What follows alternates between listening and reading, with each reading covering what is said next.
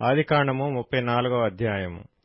లేయా యాకోబునకు కనిన కుమార్తె అయిన దీనా ఆ దేశపు కుమార్తెలను చూడవెళ్ళెను.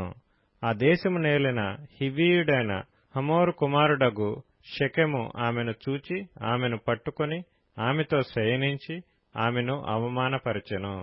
అతని మనస్సు యాకోబు కుమార్తె అయిన దీనా మీదనే ఉండెను. అతడు ఆ చిన్నదాన్ని ప్రేమించి ఆమెతో ప్రీతిగా మాట్లాడి, ఈ చిన్నదాని నాకు పెండ్లి చేయమని తన తండ్రి అయిన హమోరును అడిగెను.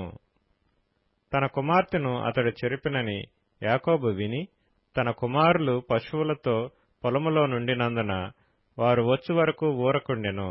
షెకెము తండ్రియగు హమోరు యాకోబుతో మాట్లాడుటకు అతని యొద్దకు వచ్చెను.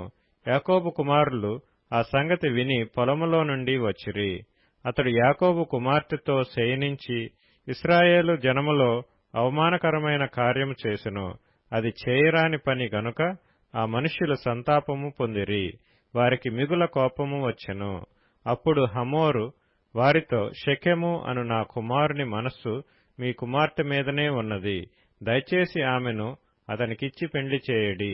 మీ పిల్లలను మాకిచ్చి మా పిల్లలను మీరు పుచ్చుకొని మాతో 1000 మంది మా మధ్య నివసించుడి.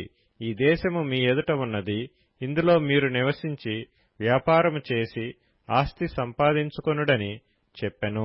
మరియు షెకెము, మీ కటాక్షము నా మీద రానీయుడి. మీరేమి అడుగుదురో అది ఇచ్చేదను.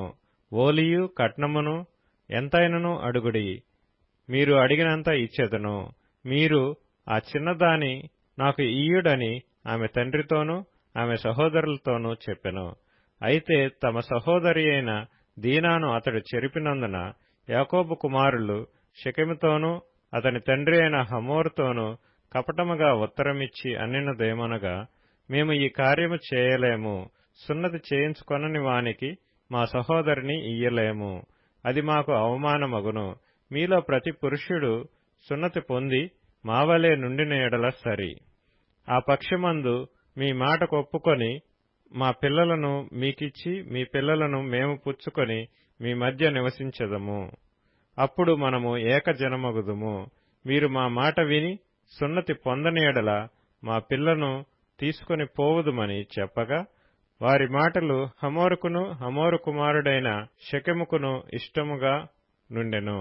ఆ చిన్నవాడు యాకోబు కుమార్తె యందు ప్రీతి గలవాడు గనుక అతడు ఆ కార్యము చేయుటకు తడువు చేయలేదు. అతడు తన తండ్రి ఇంటి వారందరిలో ఘనుడు. హమోరును అతని కుమారుడైన షెకెమును తమ ఊరి గవిని యొద్దకు వచ్చి తమ ఊరి జనులతో మాట్లాడుచు, ఈ మనుష్యులు మనతో సమాధానముగానున్నారు గనుక వారిని ఈ దేశమందు ఉండనిచ్చి ఇందులో వ్యాపారము చేయనీయుడి. ఈ భూమి వారికి చాలినంత విశాలమై ఉన్నది కదా. మనము వారి పిల్లలను పెండ్లి చేసుకొని మన పిల్లలను వారికి ఇత్తము. అయితే ఒకటి, ఆ మనుష్యులు సున్నతి పొందునట్లు మనలో ప్రతి పురుషుడు సున్నతి పొందిన ఎడలనే మన మాటకు వారు ఒప్పుకొని మనలో నివసించి ఏకజనముగా నుందురు. వారి మందలు, వారి ఆస్తి, వారి పశువులన్నీయు మనవగును కదా. ఎట్లైనను మనము వారి మాటకు ఒప్పుకొందము. అప్పుడు వారు మనలో నివసించెదరనగా, హమోరును అతని కుమారుడగు షెకెమును చెప్పిన మాట అతని ఊరి గవిని ద్వారా వెళ్ళు వారందరూ వినిరి. అప్పుడు అతని ఊరి గవిని ద్వారా వెళ్ళు వారందరిలో ప్రతి పురుషుడు సున్నతి పొందెను. 3వ దినమున వారు బాధపడుచుండగా యాకోబు కుమారులలో నిద్దరు, అనగా దీనా సహోదరులైన షిమ్యోనును లేవీయు తమ కత్తులు చేతపట్టుకొని ఎవరికీ తెలియకుండా ఆ ఊరి మీద పడి ప్రతి పురుషుని చంపిరి.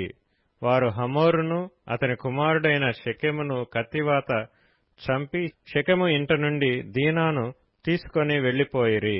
తమ సహోదరిని చెరిపినందున యాకోబు కుమారులు చంపబడిన వారు ఉన్న చోటికి వచ్చి ఆ ఊరు దోచుకొని వారి గొర్రెలను పశువులను గాడిదలను ఊరిలోనిదేమి పొలములోనిదేమి వారి ధనము యావత్తును తీసుకొని వారి పిల్లలనందరినీ వారి స్త్రీలను చెరపట్టి ఇండ్లలోనున్నదంతయు దోచుకొనిరి. అప్పుడు యాకోబు షిమ్యోనును లేవీని చూచి, మీరు నన్ను బాధపెట్టి ఈ దేశ నివాసులైన కనానీయులలోను పెరిజ్జీయులలోను అసహ్యునిగా చేసితిరి. నా జనసంఖ్య కొంచెమే, వారు నా మీదికి గుంపుగా వచ్చి నన్ను చంపెదరు. నేనును నా ఇంటివారును నాశనమగుదుమని చెప్పెను. అందుకు వారు, వేశ్య ఎడల జరిగించినట్లు మా సహోదరి ఎడల ప్రవర్తింపవచ్చునా అనిరి.